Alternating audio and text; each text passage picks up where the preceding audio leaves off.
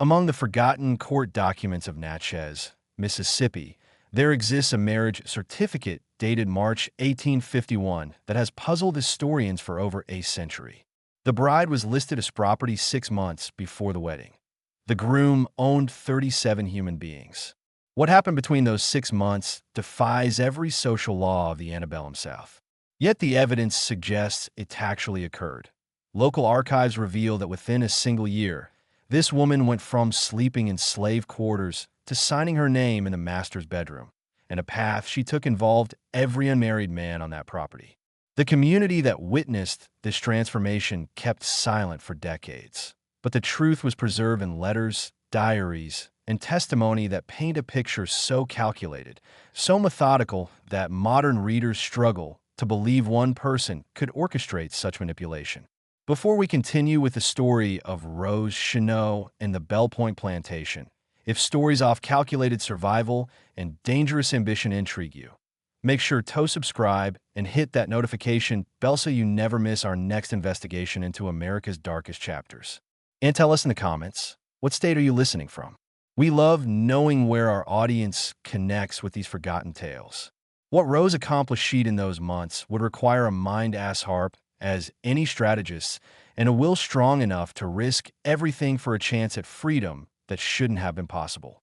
The Bell Point Plantation sprawled across 12,200 acres of prime Mississippi Delta land, its cotton fields extending like wide oceans when harvest season approached. The main house stood 3 stories tall with columns that caught the morning sun and cast long shadows across the formal gardens where magnolia trees bloomed with suffocating sweetness. By 1850, Bell Point was one of the most profitable operations in Adams County, producing over 400 bales of cotton annually under the ownership of Thomas Belelmont, a widower of 38 who had inherited the state from his father 5 years earlier. Thomas had a reputation for efficiency rather than cruelty. He ran Bell Point like a business, maintaining detailed ledgers that tracked every pound off cotton, every tool, every expense. His enslaved workforce numbered 37 people, and unlike some neighboring plantations, where overseers ruled with whips and terror, Thomas preferred a system of measured discipline and calculated incentives. Those who exceeded their picking quotas received Sunday privileges. Those who caused trouble found themselves sold down river to the sugar plantations of Louisiana, where life expectancy measured in years rather than decades. The white men of Bell Point formed Asmal hierarchy beneath Thomas. There was Hugh Carpenter, the overseer, a lean man of 42 from Georgia with sun-to jet skin and eyes that missed nothing in the fields. Samuel Pute managed the stables and livestock, a position of relative prestige that came with a private cottage near the barn. James Farley oversaw the cotton gin and press, his hands perpetually stained with the oil and dust of machinery. Clayton Webb served as the plantation's bookkeeper and occasional tutor to Thomas's young nephew, who visited each summer. Finally, there was Martin Jessup, who supervised the house servants and managed Bell Point's interactions with merchants in Natchez, a position that required literacy and a presentable appearance. Each of these men lived in separate cottages scattered around the plantation's perimeter, far enough from the main house to maintain social distinction, but close enough to respond when Thomas required their services. None of them were married. A curious fact, in a region where most white men sought wives by their mid-20s, Hugh had been widowed. Samuel claimed he preferred bachelorhood. James had a sweetheart in Natchez who refused to live on a plantation. Clayton considered himself too bookish for matrimony. Martin simply never found anyone suitable. Into this world of rigid hierarchies and unspoken rules, Rose arrived in late 1849 as part of an estate sale. She was 19 years old, purchased for $800 from a failing plantation near Vicksburg. The bill of sale described her as healthy, literate, skilled in household tasks, light-complexioned. That last detail mattered in the complex racial calculus of the Deep South. Rose's grandmother had been a mixed-race daughter of a Virginia planter, making Rose what was delicately termed underscore in the racial classifications of the time, legally enslaved, but possessing features that complicated the simple black and white categories that some preferred. She stood 5 feet 6 inches tall, which was considerable height for a woman of that era. Her face had the kind of symmetry that drew attention without being overtly striking. But it was her eyes that people remembered, dark and direct, with an intensity that suggested thoughts moving behind them at a speed most couldn't follow. She had learned Toriad and write at her previous plantation, taught secretly by the owner's daughter, who'd felt charitable, before her father discovered the lessons, and sold Rose to eliminate the problem. Thomas assigned Rose to work in the main house under the supervision of Dinah, the 60-year-old woman who'd served as head house servant since Thomas's childhood. Dinah ran the domestic operations with military precision, managing a staff of 6 who cooked, cleaned, laundered, and maintained the appearance of genial Southern living that Belle Pointe's reputation required. Rose learned quickly that Dinah tolerated no inefficiency, no gossip, and absolute Alino interaction with the white men beyond what duties required. "You keep your ears down and your mouth shut," Dinah told Rose on her first day, showing her how to properly polish the silver. "Mr. Thomas runs a respectable house, and it means we don't give nobody riazonto talk. You understand me?" Rose understood perfectly. She also understood that the rules Dinah outlined were less about protection than control. Over her first months at Belle Pointe, Rose observed the plantation's social ecosystem with the attention of someone studying a foreign language. She noticed how Hugh, the overseer, drank alone each evening on his cottage porch. She observed Samuel's frustration when a prize maid died foeing.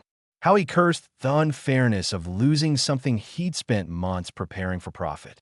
She watched James waste his Sundays reading agricultural journals, dreaming of founding his own land someday. She saw how Clayton's hands trembled slightly when Thomas criticized errors in the account books. She registered Martin's pride in his appearance, his careful grooming, his obvious desire to be seen as more than merely an employee, and she noticed how each of them looked at her when they thought she wasn't paying attention. The spring of 1850 brought unusual heat to the Delta.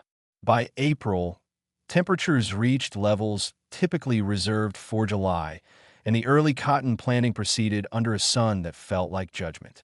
Thomas spent more time in Natchez on business, leaving Hugh to manage the fields. It was during one-off these absences that Rose made her first calculated move. Hugh Carpenter had developed a routine. Each evening after field hands returned to their quarters, he would walk the property line, checking fences, ostensibly inspecting for damage, but really just burning off the day's tensions with movement. He always carried a flask of whiskey, taking measured sips that added up over the 2-hour walk.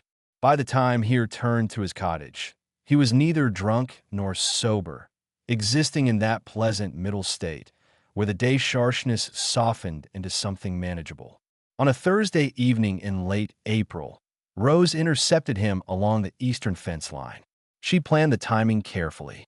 After Thomas' departure for a 3-day trip to New Orleans, after Dinah had retired with one of her headaches, after the other house servants had retreated to their quarters, Rose had claimed she needed to retrieve herbs from the kitchen garden near where Hugh would pass.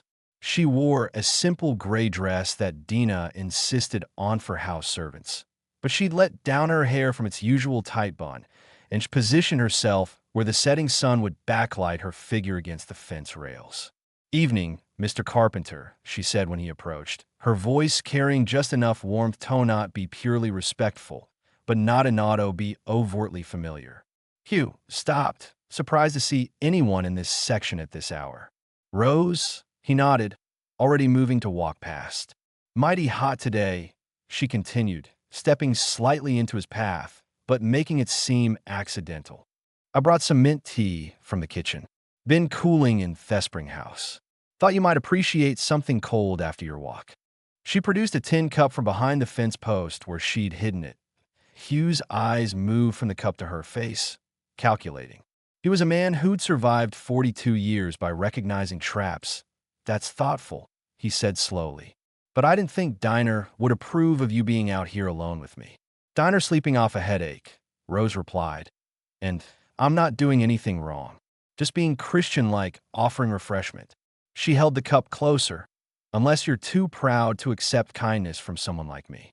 The challenge in that last phrase made Hugh's jaw tighten. Rose had identified his weakness in her observations. Hugh Carpenter had never recovered from his wife's death 6 years earlier, and Harris hinted that his grief had calcified into permanent isolation. The implication that he was too proud, too high, too separate, struck exactly the nerve she'd intended. He took the cup. The tea was genuinely cold, sweet with honey, perfect for the oppressive heat. "Thank you," he said, draining half off it. "That's real kind." "You look tired," Rose observed, and there was genuine sympathy in her voice now. "Must be hard managing everything when Mr. Belmont's away. All those people depending on you getting things right." Hugh studied her face, searching for manipulation, but finding what appeared to be honest understanding. "It's work," he admitted, "same as anything else." They talked for 20 minutes, standing by that fence. Rose asked intelligent questions about cotton cultivation, about the challenges off managing field hands, about Hugh's pot in Georgia. She listened with complete attention, the kind of focused interest that lonely people starve for. She didn't flirt. That would have been too obvious. Instead, she offered something more dangerous: understanding. When Hugh finally continued to his cottage, Hef felt lighter than he had in months. And when Rose returned to the main house, she wore a small smile that would have terrified Dina if the older woman had seen it. Segunda's CTA engagement. What Rose had started that evening would spiral into something that would change the entire structure of Bell Point Plantation. If you're already captivated by how calculated this manipulation was, hit that like button and leave a comment with your theory. How far do you think Rose could really go with this plan? The truth is more methodical than you might imagine. Over the next month, Rose engineered 4 more accidental encounters with Hugh. Each time, she varied her approach. Sometimes she brought food. Sometimes she simply happened to be walking the same direction. Once she asked his advice about a supposedly sick chicken. The pattern was subtle enough that Hugh never felt pursued, yet consistent enough that he began to anticipate these interactions. She learned his vulnerabilities with the precision of a surgeon mapping anatomy.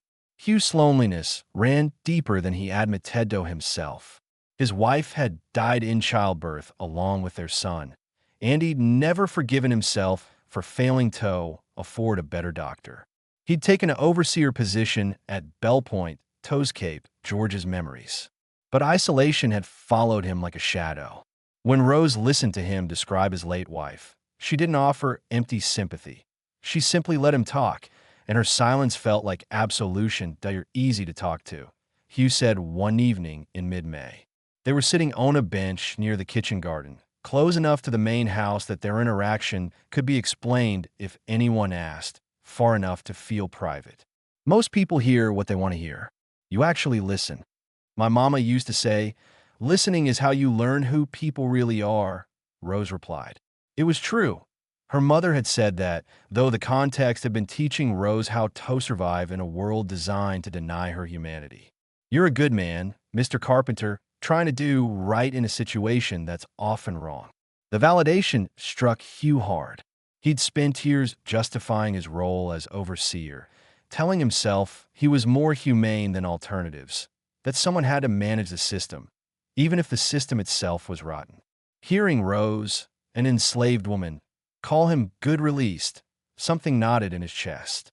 That night, when Rose suggested they move their conversation somewhere more private, Hugh's resistance crumbled.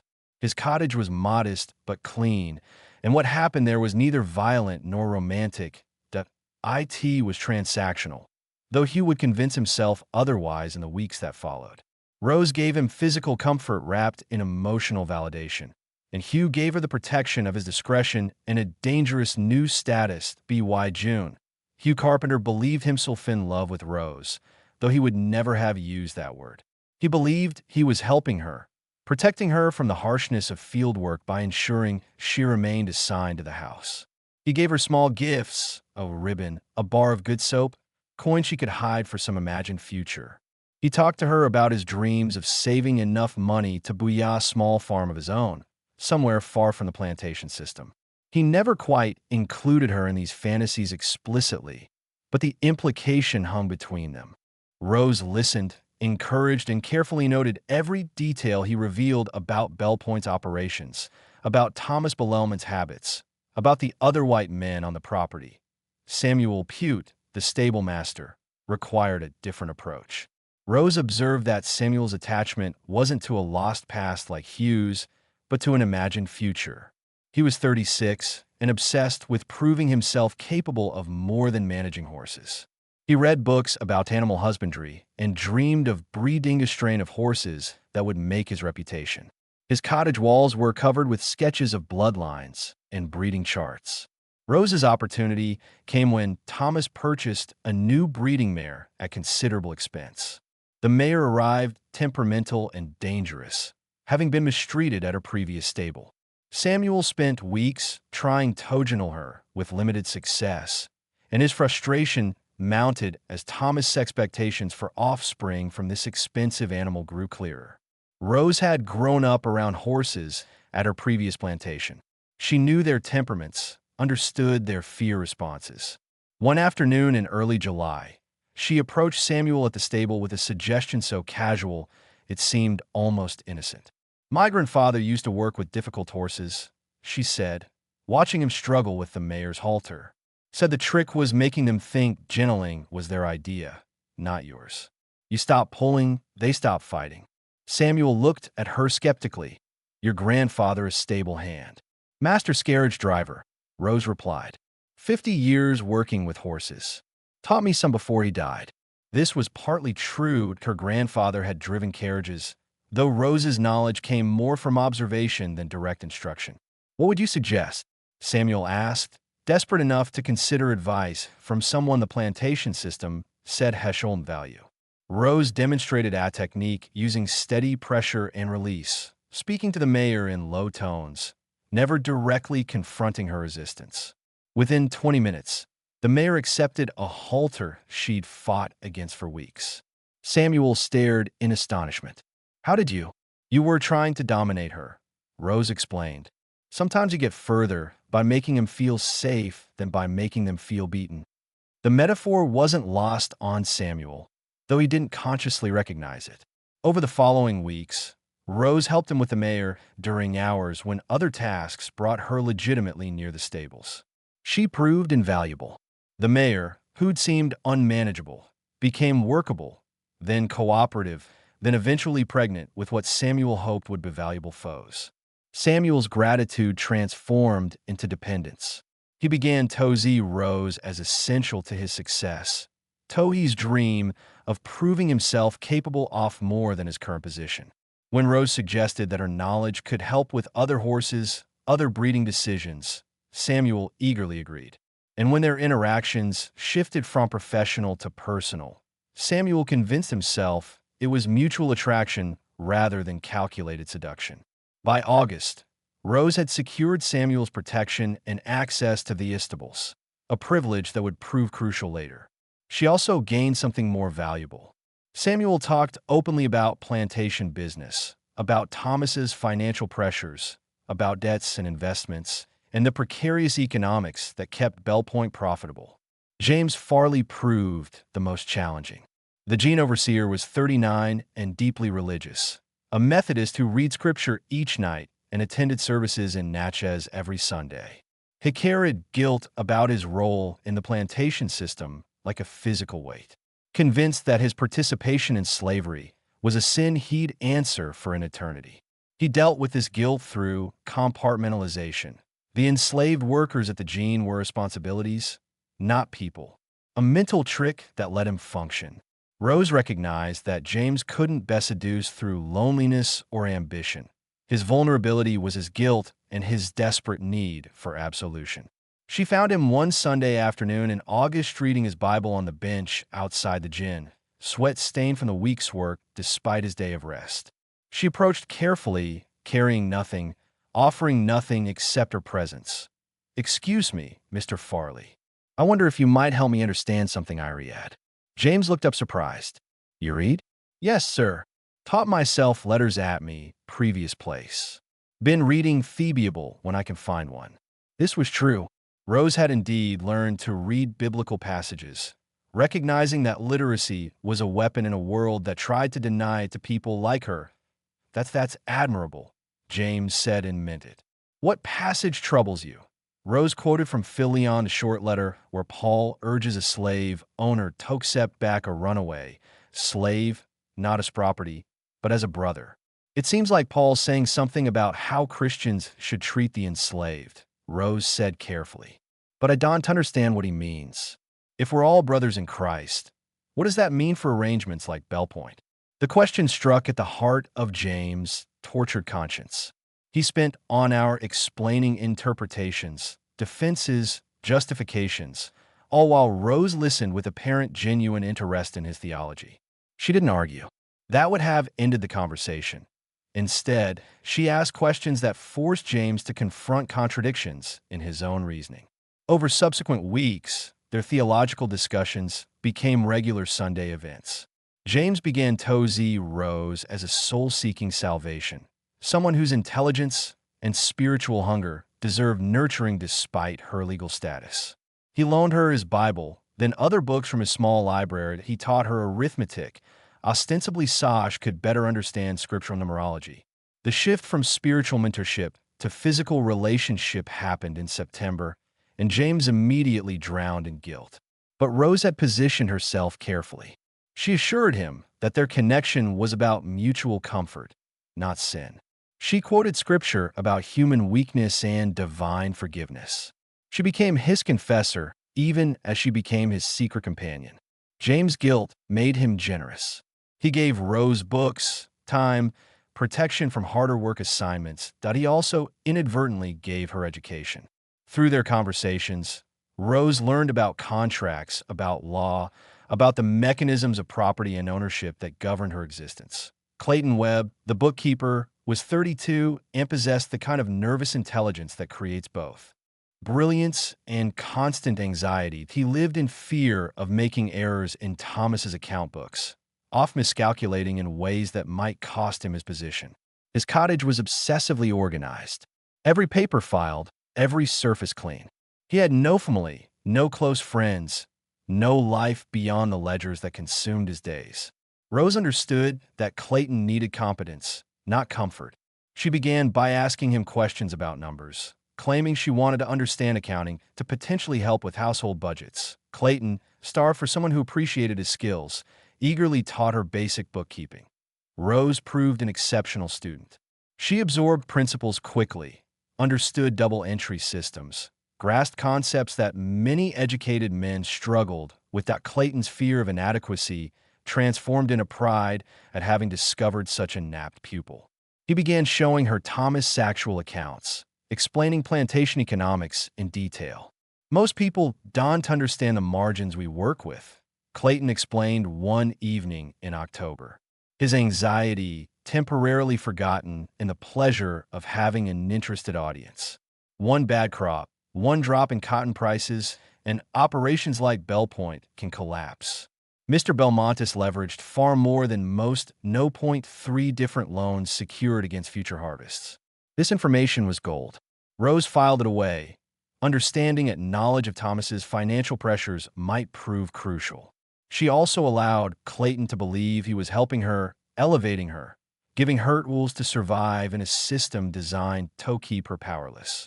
Their relationship became physical in late October, initiated by Rose during a moment when Clayton's anxiety had crested into near panic over a miscalculation in the quarterly accounts. Rose calmed him, validated him, made him feel competent and valued. Clayton fell into desperate gratitude. Martin Jessup, the house steward, was the most dangerous target. At T35, Martin prided himself on being more refined than the other white employees. He dressed carefully, spoke correctly, and maintained rigid social boundaries. He saw himself as fundamentally superior to both the field hands he supervised and the rougher white men he worked alongside.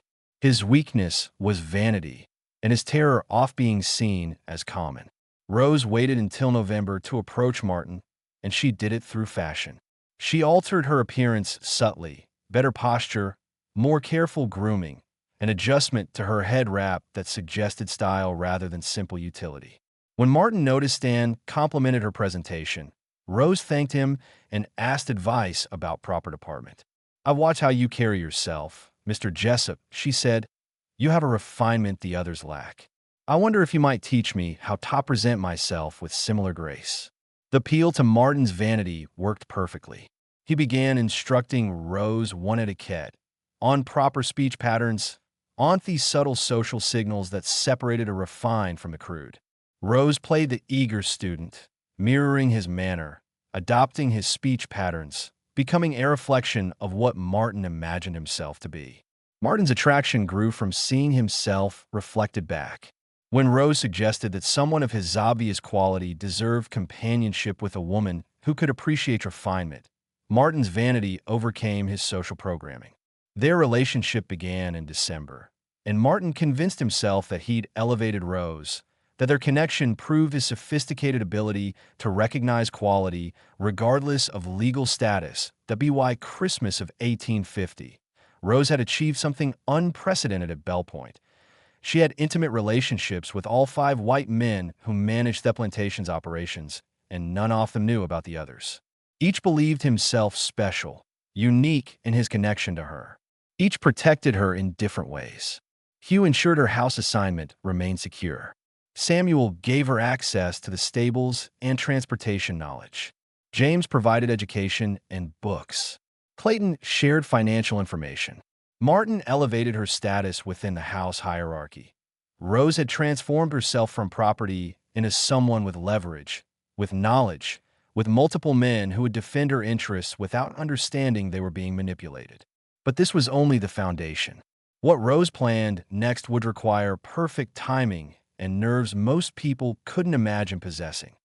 Thomas Belmont returned from an extended January trip to New Orleans with news that would destabilize Bell Point's careful equilibrium.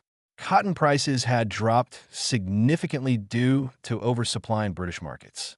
The loans Clayton had mentioned were coming due, and Thomas needed to restructure his debts or risk losing sections of the plantation. He called a meeting of his management staff in his study, and the tension in that room was thick enough to taste. "We need to increase efficiency," Thomas announced, his finger tapping the count books Clayton had prepared. 20% more production with no increase in expenses. That means longer days, stricter quotas, and potentially selling off assets that aren't performing. Shifted uncomfortably. "The field hands are already working sunrise to sunset." "Then they work faster," Thomas replied, "and we sell anyone who can't keep pace that I can get decent prices for young males at the Natchez market. Replace them with cheaper labor," Samuel spoke up. "What about the breeding program?" The mayor finally took. "The horse program is a luxury we can't afford right now," Thomas interrupted.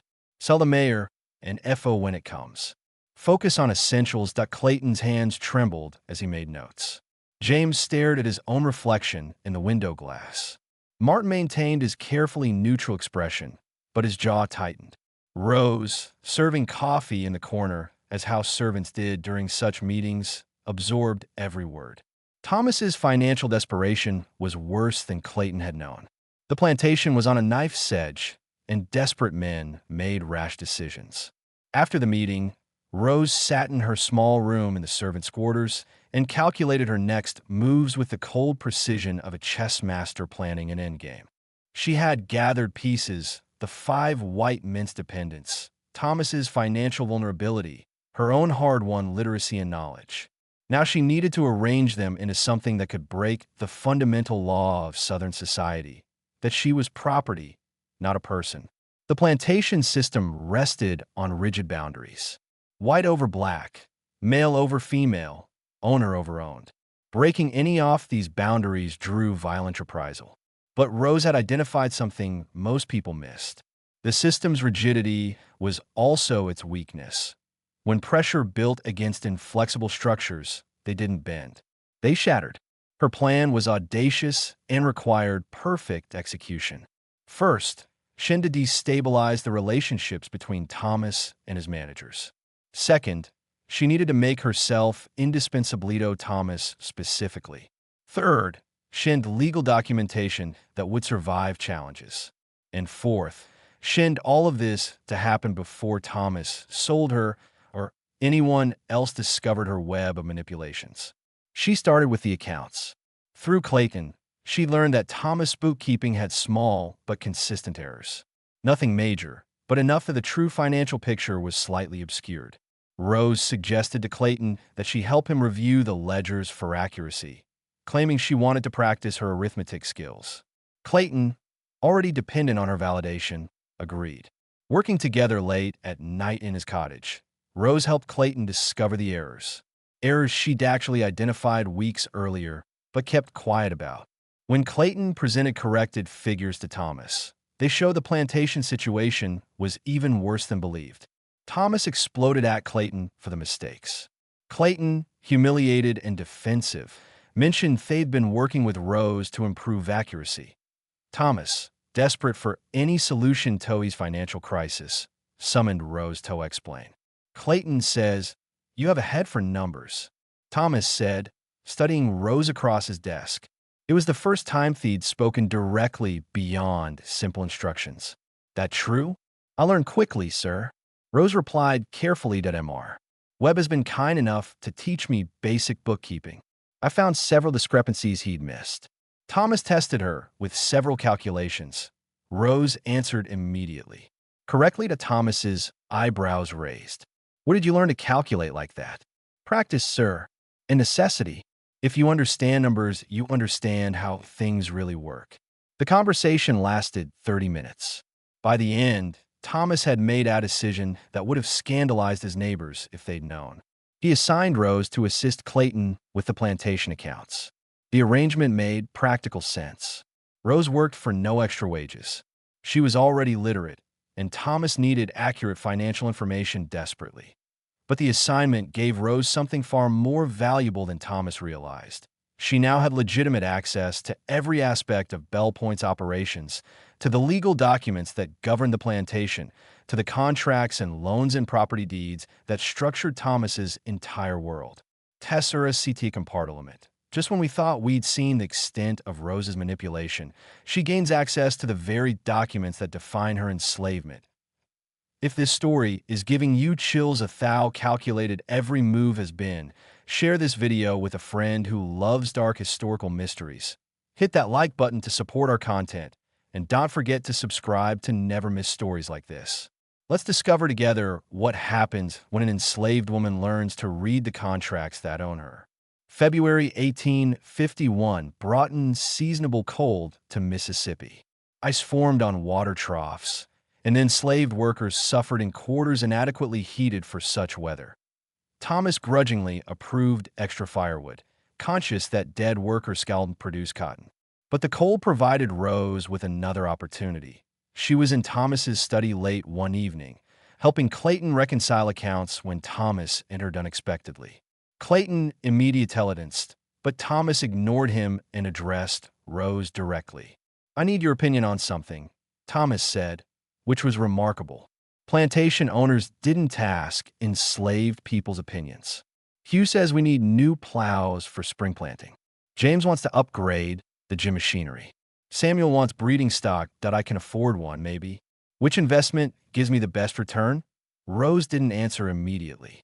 She looked at the account books at the figures she'd memorized and calculated. "None of them, sir." Thomas frowned. "What? Your debt structure has you paying 18% interest on the primary loan," Rose explained. "Any investment that returns less than 18% loses money. Plows might increase harvest by 10%. Gene machinery may be 12. Breeding stock takes years for return. You'd get better return paying down the high-interest debt first than investing from a stronger position." The silence stretched. Clayton stared at Rose like she'd sprouted wings. Thomas' face was unreadable.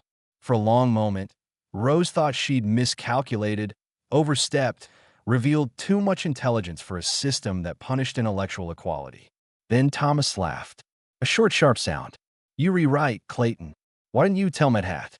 Clayton stammered something about waiting for the right moment. Thomas waved him off and looked at Rose with new interest. "You're wasted on housework," he said. It wasn't a compliment exactly, more an acknowledgement of inefficiency, which to Thomas amounted to the same thing. Over the next 3 weeks, Thomas consulted Rose frequently on financial decisions that he never acknowledged the strangeness of seeking business advice from someone he legally owned. He simply recognized competence and used it. The same pragmatic approach he applied to any resource. But each consultation gave Rose more insight into Thomas' thinking, his pressures, his vulnerabilities. She learned that Thomas's largest creditor was a New Orleans banker named Rousseau, who held mortgages on half the plantations in the Delta. She learned that Thomas' marriage prospects were complicated by his debts. No respectable family would marry a daughter to a man who might lose his property. She learned that Thomas' greatest fear wasn't poverty, but irrelevance, becoming one of the South's many failed planters who'd sold off and disappeared into obscurity. And she learned something more dangerous. Thomas was lonely. Not in the same way Hugh or Clayton were lonely. Thomas's isolation came from position. He had no peers at Bell Point.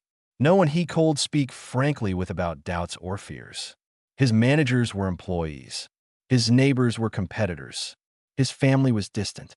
In Rose, he'd accidentally found someone intelligent enough to understand his problems, but socially powerless enough that her knowing created no threat. Or so he thought. In early March, Rose made her boldest move yet. She was in Thomas's study reviewing crop projections when she said casually, "I've been thinking about your marriage prospects, sir." Thomas's head snapped up. "That's not appropriate discussion." "Forgive me," Rose said, not backing down. "But your financial situation affects everything at Bell Point. You need capital that you can't borrow. Marriage to wealth would solve problems that cotton can't. No respectable family will marry into a struggling plantation," Thomas said bitterly. "I've tried. Fathers want security for their daughters." "Then change what you're offering," Rose replied. "Stop trying to appear stable. Appear visionary instead. The Delta is changing. Railroads coming, new markets. The families with real money aren't looking for safe investments. They're looking for opportunities. You sell Bell Point, not as a stable operation, but as a springboard to building something larger." Thomas considered this. And how would I prove that vision? Reorganize everything. New systems, better documentation, professional accounting, innovations in production. Rose paused. And perhaps most importantly, demonstrate progressive thinking that appeals to the younger generation of wealthy families. Show you're not just another traditional planter. Progressive thinking, Thomas repeated skeptically. There are wealthy families in New Orleans, particularly among the Creoles, who have different views on certain social arrangements, Rose said carefully. She was walking the thinnest possible line. They respect competence and innovation over rigid tradition. A plantation that demonstrates unusual efficiency, that shows a willingness to recognize ability regardless of conventional boundaries. She let the sentence hang. Thomas stared at her, understanding exactly what she was implying and not quite believing it. "You're suggesting I use you as evidence of progressive management." "I'm suggesting you use your results as evidence," Rose corrected. This plantation's financial turnaround, whenever it's discussed, required unconventional decisions. That's attractive to unconventional wealth. Thomas stood and walked to the window, staring out at his property. When Heffenly spoke, his voice was thoughtful. "That would be controversial. Only I fund successful," Rose replied. "Success transforms controversy into vision." Thomas didn't respond, but he didn't dismiss her either. Rose left that conversation knowing she'd planted a seed, but uncertain whether it would grow or poison the ground. What she didn't know was that her web of deceptions was beginning to unravel. Hugh had recently noticed Rose smelling like stable hay despite having no legitimate reason to visit that area. Samuel had found a ribbon he'd given Rose in the pocket of a coat that belonged to Martin. James's Bible had turned up in Clayton's cottage. Small inconsistencies were accumulating, and the 5 men who thought themselves uniquely connected to Rose were starting to question that assumption. The confrontation came on March 15th, 1851 inches away. Rose hadn't predicted. The 5 white managers arrived at Thomas's study together. Having compared their suspicions and discovered the truth, Rose was summoned from the kitchen where she'd been reviewing next month's supply orders. She entered to find Hugh, Samuel, James, Clayton, and Martin arranged in a semicircle facing Thomas' desk. Thomas sat behind it, looking thunderous. The atmosphere felt explosive. These men have brought disturbing information, Thomas said coldly. They claim you've been having inappropriate relationships with all of them, simultaneously using them. Rose's mind raced through responses and rejected a dozen strategies in seconds. Denial would accomplish nothing. The men had clearly shared enough information to confirm the pattern. Contrition would be interpreted as admission of guilt, deserving punishment. Defense would sound like insolence. She had seconds to choose an approach that might conceivably avoid being sold downriver or worse. She chose honesty. Calculated partial honesty, but honesty nonetheless. It's true, Rose said clearly. I cultivated relationships with each of them deliberately and used those connections to gain knowledge, protection, and access I wouldn't otherwise have. The admission stunned them. Hugh's face flushed with anger. Samuel looked betrayed. James appeared stricken. Clayton seemed on the verge of tears. Martin's expression curdled into disgust. Thomas's eyes narrowed dangerously. You admit to manipulation, Thomas said. I admit to survival, Rose replied. You brought me to Bell Point's property. I used every tool available to become something more. Is that evil? Or is that what anyone with intelligence would do in my position? You seduced 5 men and played them against each other? Hugh snarled. I offered companionship to lonely men and learned from the access that provided. Rose corrected. Each of you received exactly what you wanted. Hugh got comfort for his grief. Samuel got help achieving his dreams. James got spiritual companionship and absolution. Clayton got validation of his competence. Martin got recognition of his refinement. None of you were victims. You were men who made choices based on your desires. Choices based on your lies. Martin spat. Based on your willingness to overlook conventional boundaries when it benefited you. Rose shot back, her voice hardening. Each of you found ways to justify intimate relationships with someone you considered property when it served your emotional needs. The system you all profit from says I'm less than human, but you had no problem treating me as human enough for your beds. So, who's really being dishonest here? The silence that followed her words felt dangerous. Rose had crossed into territory enslaved people simply didn't occupy. Direct moral challenge to white authority. Such challenges typically ended in brutal punishment or sale. But Rose understood something about the men in this room. They'd already compromised themselves. Their outrage was rooted not in her actions, but in the mirror she dealt up to their own hypocrisies. Thomas spoke carefully. You've created a situation that could destroy the working relationships necessary for this plantation to function. These men can barely look at each other right now. How do you propose to solve that? I don't, Rose said. You do. You're the owner. Either you punish me to make them feel vindicated, which accomplishes nothing except making them feel briefly superior while I'm gone, and you lose someone who's been improving your finances, or you acknowledge that what happened reveals something uncomfortable about the system we all exist within, and you make a decision that serves your interests rather than their egos. Thomas leaned back in his chair, studying Rose with fascination and calculation. And what decision would serve my interests? Make me legitimate, Rose said. The room exploded in protests. Hugh cursed. Samuel shouted about impossibility. James quoted scripture about abomination. Clayton looked physically ill.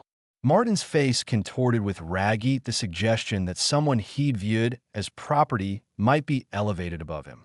But Thomas held up his hand for silence, his eyes never leaving Rose's face. Explain.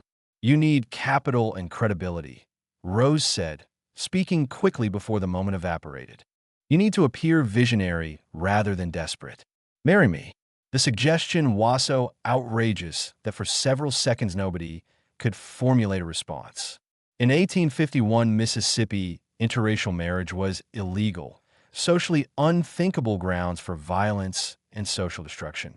What Rose was proposing couldn't happen, shouldn't happen, would never happen.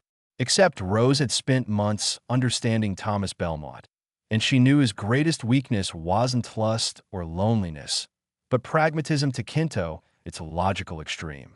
Thomas valued efficiency over everything, and Rose was offering him an efficient solution to multiple problems. It's illegal, Thomas said. Finally, in Mississippi, Rose replied, not everywhere. The marriage itself could occur elsewhere, documented with witnesses.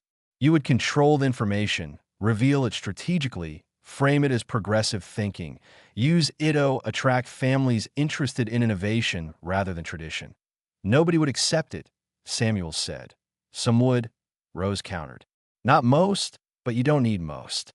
You need one wealthy family interested in supporting unconventional vision. They exist particularly in New Orleans among families with Caribbean connections where racial boundaries are more fluid. Families who'd see investment potential in a plantation demonstrating radical efficiency. You've thought this through, Thomas said. I've thought through little else for months. Rose admitted. This is my only path to freedom that doesn't require running and hiding for the rest of my life. And it's your only path to capital that doesn't require decades of debt. Thomas stood and walked to the window, staring out at Bell Point's fields. The five managers watched him with expressions ranging from horror to disbelief. Rose's heart hammered so hard she thought it might be audible, but she kept her expression neutral. Waiting, leave us, Thomas said finally. Sir, Hugh questioned. All of you out now.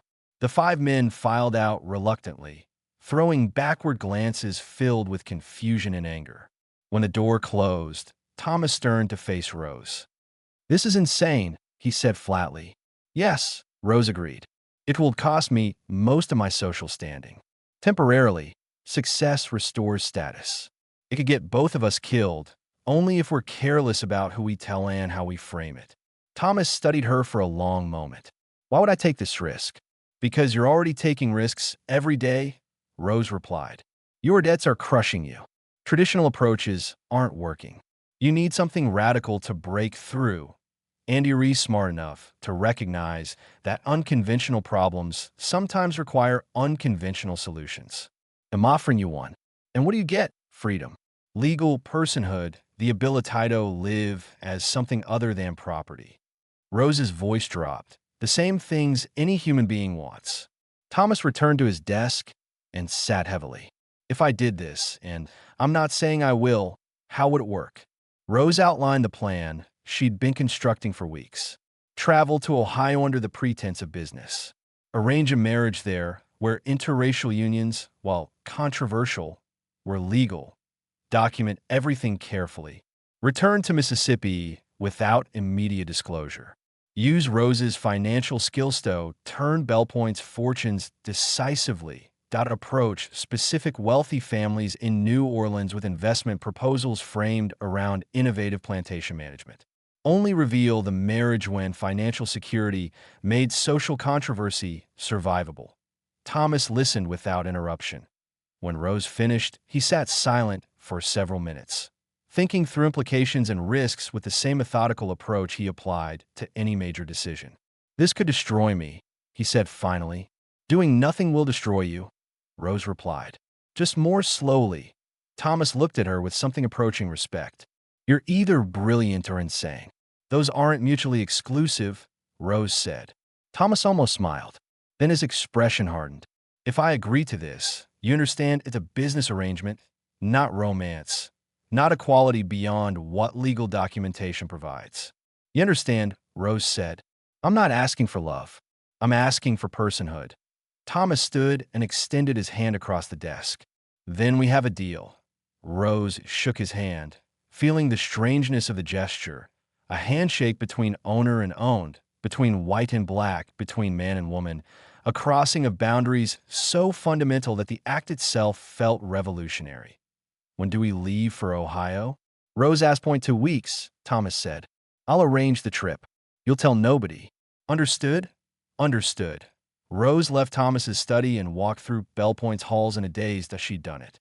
She'd manipulated, maneuvered, and gambled everything on Apelin so audacious it shouldn't have worked.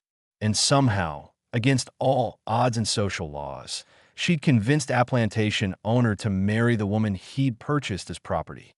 But as Rose returned to the kitchen to resume her duties, she understood that the hardest part was still ahead. Converting a secret marriage into actual freedom would require navigating legal systems designed to prevent exactly what she'd accomplished. And the 5 men who now knew she'd manipulated them represented dangers that wouldn't simply disappear because Thomas had made a decision. The real test wasn't getting Thomas to agree.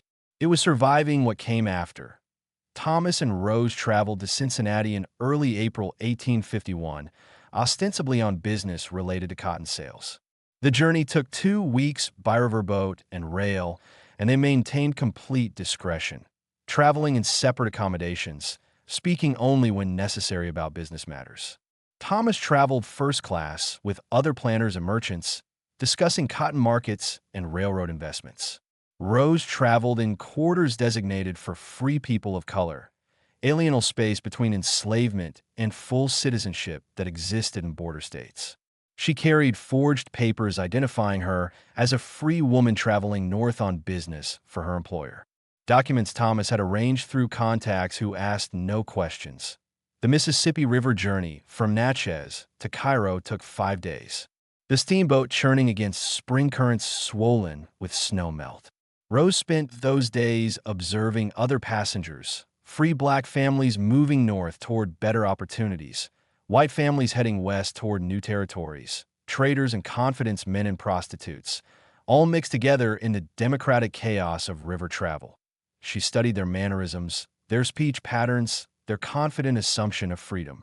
She practiced moving through the world as someone who owned herself, preparing for the transformation that awaited in Cincinnati.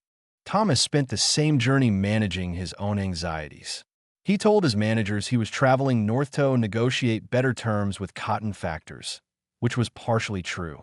Had intended to meet with merchants Wiley in Ohio, but the primary purpose remained something he couldn't quite believe he was actually doing.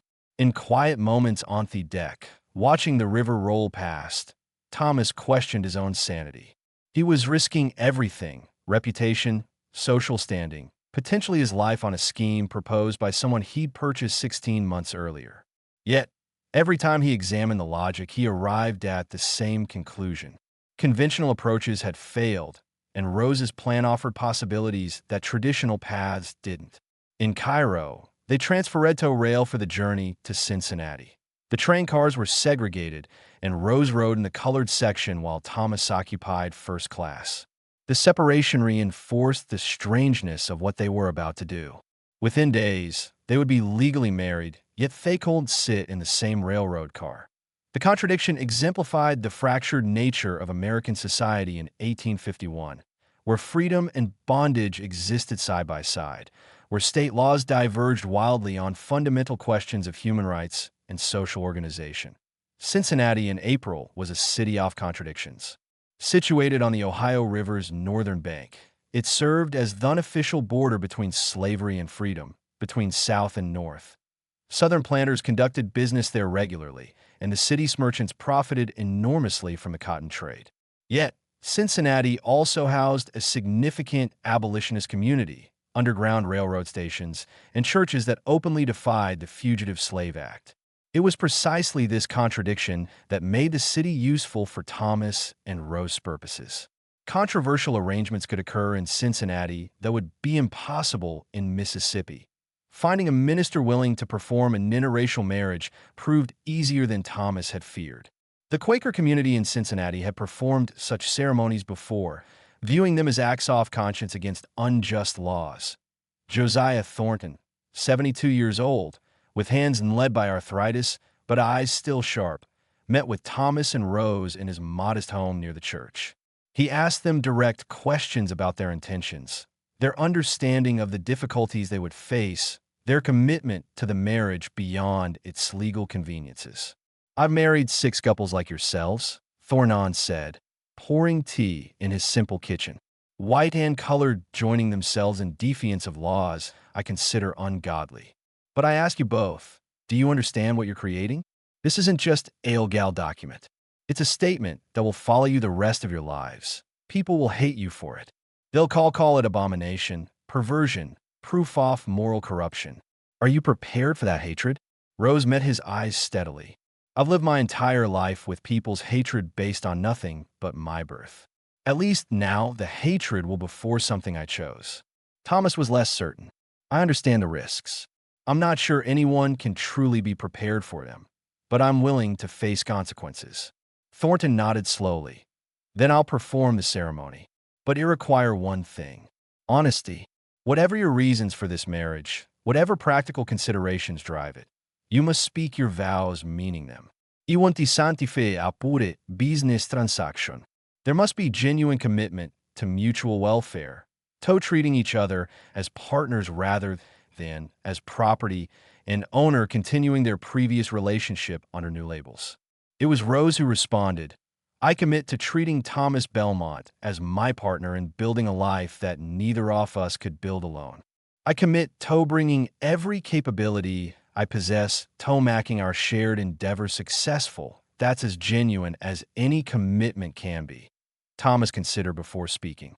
I commit to treating Rose as a person with rights, with agency, with authority over her own life. I commit to defending her personhood against any who would deny it.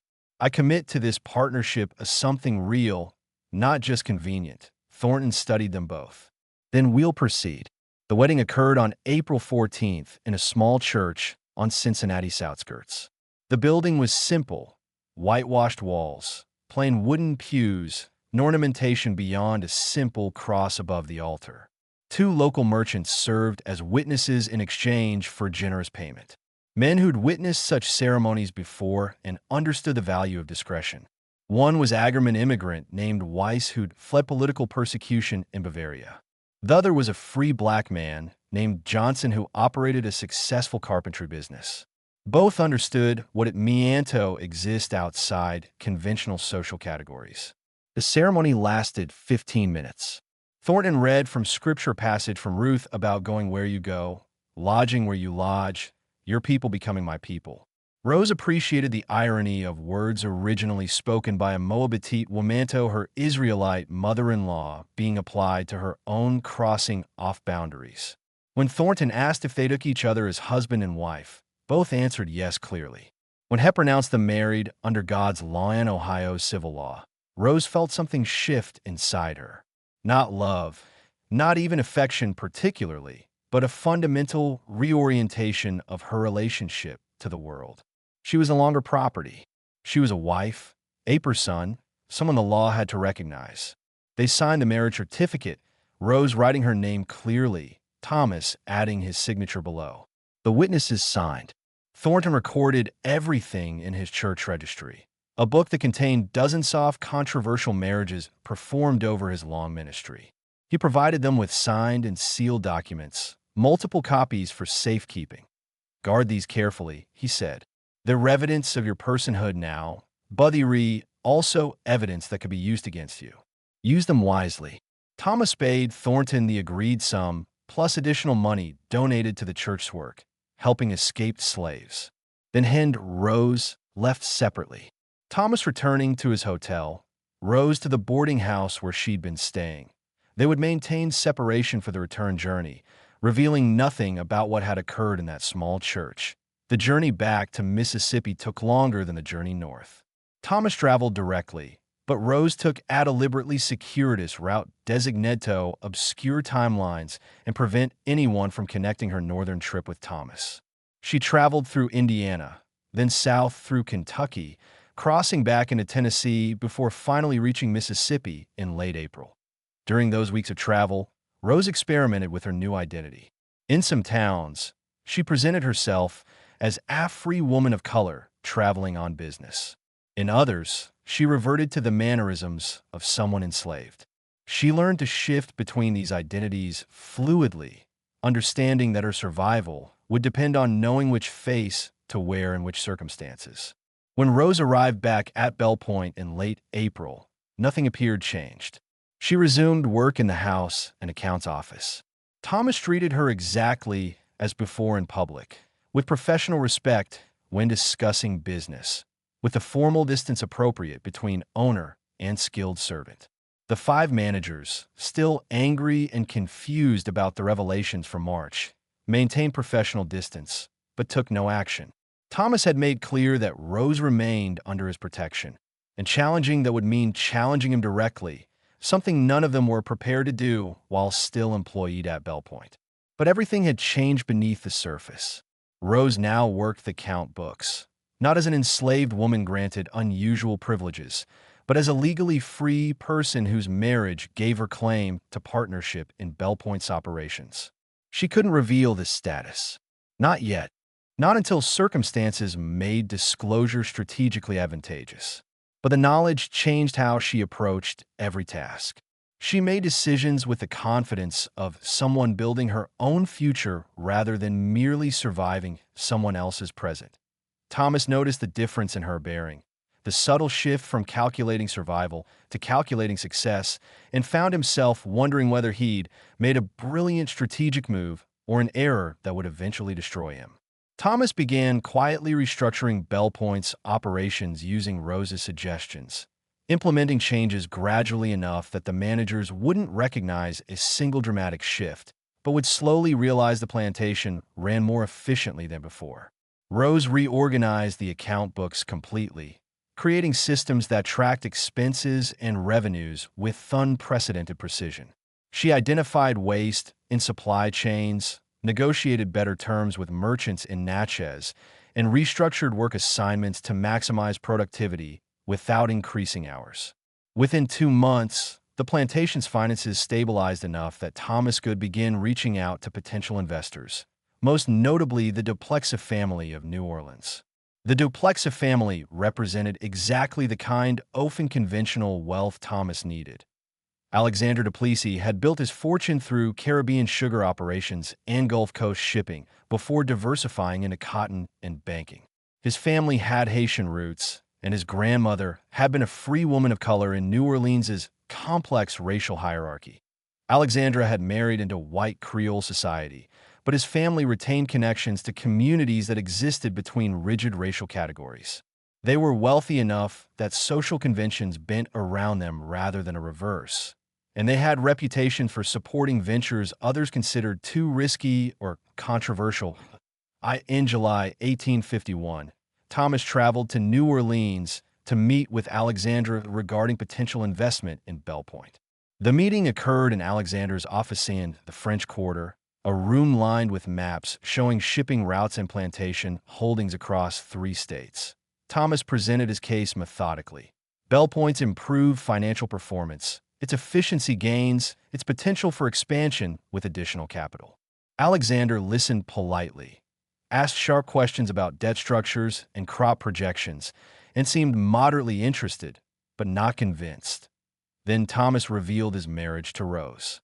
He presented the documentation from Cincinnati, explained Rose's role in Bell Point's financial turnaround, and framed the marriage not as personal scandal, but as evidence of his willingness to recognize competence regardless of social convention. "I'm aware this will cost me standing among traditional planters," Thomas said, "but I am not seeking traditional results. I'm seeking to build something that transcends conventional limitations." Alexandra studied the marriage certificate for several minutes in silence. Then he looked up at Thomas with an expression mixing amusement and calculation. "You understand, most of Mississippi will view you as insane or immoral. You understand they'll view me as unsuccessful if I fail and visionary if I succeed."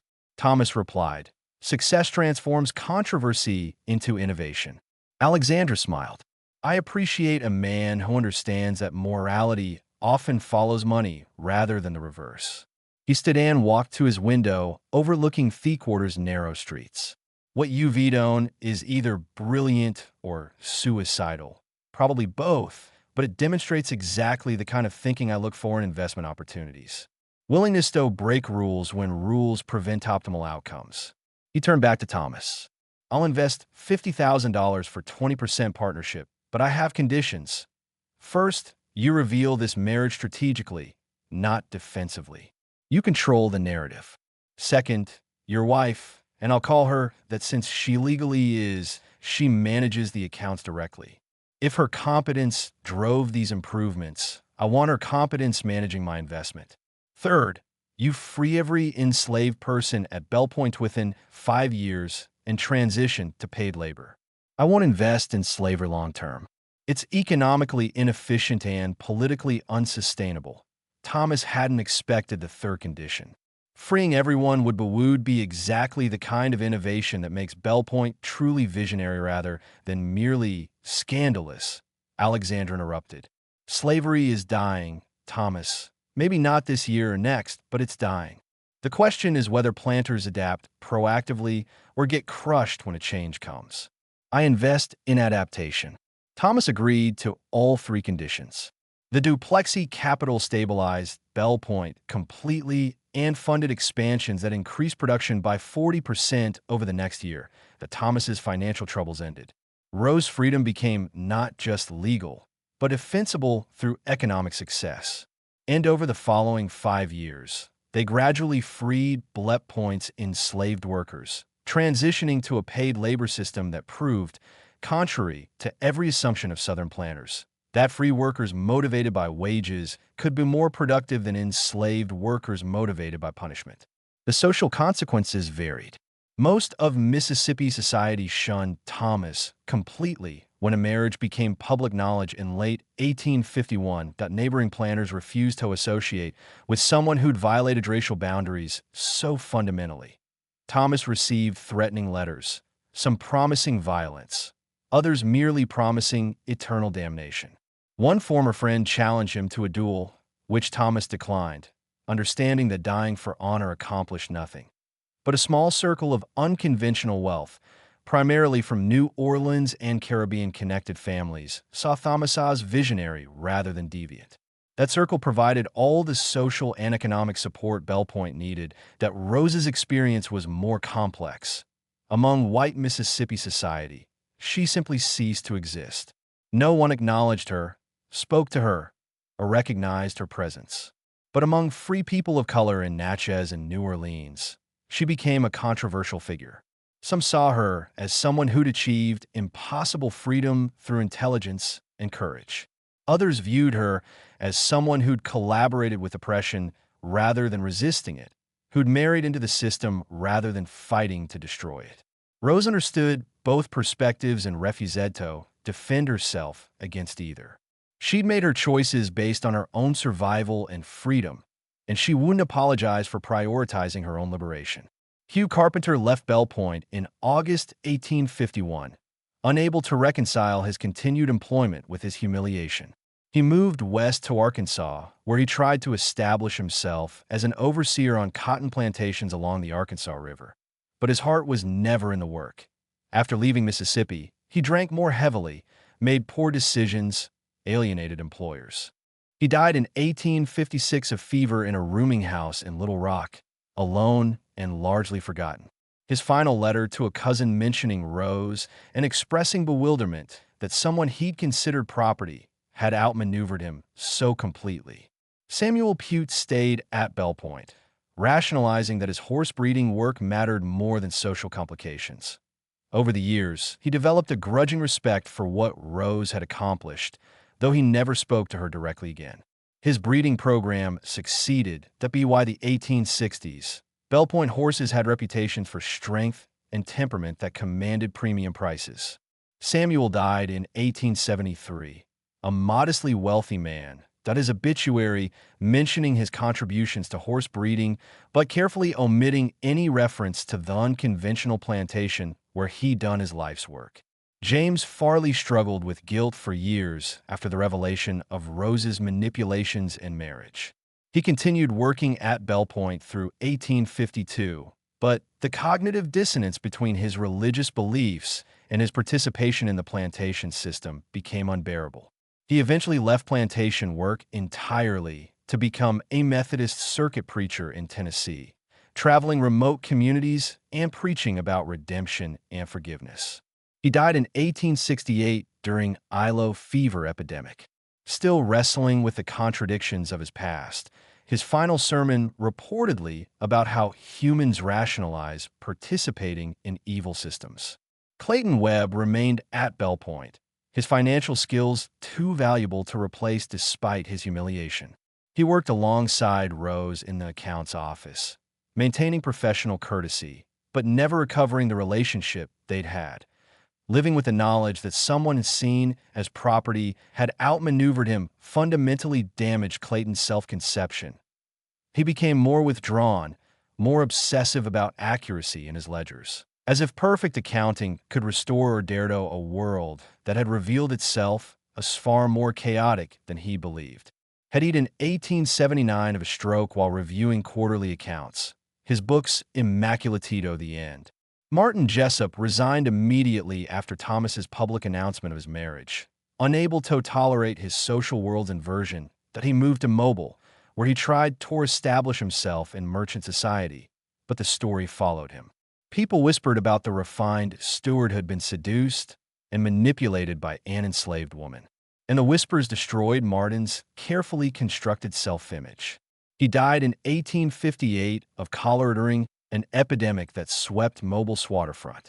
His final delirium reportedly filled with rambling accusations about Rose and betrayal. Rose Belmont lived the rest of her life in a strange liminal space, legally free, socially unacceptable, economically secure, but perpetually controversial. She never had children, a choice she and Thomas made together. Understanding that mixed-race children born to their controversial union would face challenges neither wanted to inflict, she managed Bell Point's accounts until Thomas died in 1887 of heart failure. A twitch. Point she inherited the plantation outright, a provision Thomas had ensured in his will, despite knowing it would provoke legal challenges from distant relatives who claimed the inheritance was invalid. Rose fought those legal challenges successfully, hiring lawyers from New Orleans, who argued that her marriage was legal where it occurred, and that Mississippi had no grounds to invalidate contracts made in other states. The case took 3 years to solve, but ultimately Rose's ownership was confirmed. She sold Bell Point in 1888 for a sum that made her independently wealthy. The plantation's value had increased enormously under her management, and the buyer was a northern investment company interested in modernized agricultural operations. With the money from the sale, Rose moved to France, where racial attitudes, while hardly enlightened, permitted a kind of anonymity Mississippi never would. She lived in Paris in an apartment on the left bank, existing in expatriate communities that included writers, artists, and others who'd left America for various reasons. She never married.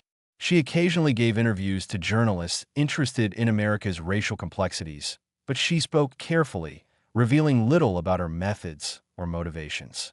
She died in Paris in 1904 at age 73. Her obituary in French newspapers described her as an American eyes of mysterious background who'd lived quietly in Paris for over a decade. Her obituary in Mississippi papers, when they mentioned her at all, called her a cautionary tale about the South's defeated past, a symbol of how the old order had been corrupted and destroyed. The court documents survive. The Cincinnati marriage certificate with Josiah Thornton's signature. The Bell Point account books filled with Rose's precise handwriting that Thomas's will naming her as heir with extensive provisions explaining his reasoning. The property transfer documents when she sold the plantation. The legal briefs from her inheritance fight. Historians debate the implications endlessly. Some see Rose as a manipulator who used immoral means to achieve her ends, who exploited vulnerable men and violated social codes that, however unjust, maintained order. Others see her as a brilliant strategist who exploited the hypocrisy of a system designed to deny her humanity, who used the only tools available to someone in her position to achieve freedom. Most agree she accomplished something that should have been impossible. She took a world structure to deny her every form of power and remade herself into someone who controlled her own fate. She entered Belpino's property valued at $800 and left as Rose Belmont, owner of 200 acres and 37 human beings. She immediately freed before the sale. Whether that transformation makes her admirable or disturbing depends entirely on which values you prioritize, the rigid social codes she violated, or the fundamental human drive for freedom she demonstrated. Quarter CTA Final. This story reveals how one woman navigated impossible circumstances through intelligence, manipulation, and calculated risk-taking that changed not just her own life, but the structure of an entire plantation. What do you think of Rose's methods? Were her manipulations justified by her circumstances, or did her tactics make her as morally compromised as the system she fought against? Leave your thoughts in the comments. We love hearing different perspectives on these complex historical figures. If you found this tale compelling and want more stories about people who change their fates against overwhelming odds, subscribe to our channel and hit that notification bell. Share this video with someone who appreciates morally complex historical narratives. And remember, history is rarely as simple as heroes and villains. Most people exist in the complicated spaces between. Until next time, keep questioning, keep learning, and keep exploring the shadows of America's past.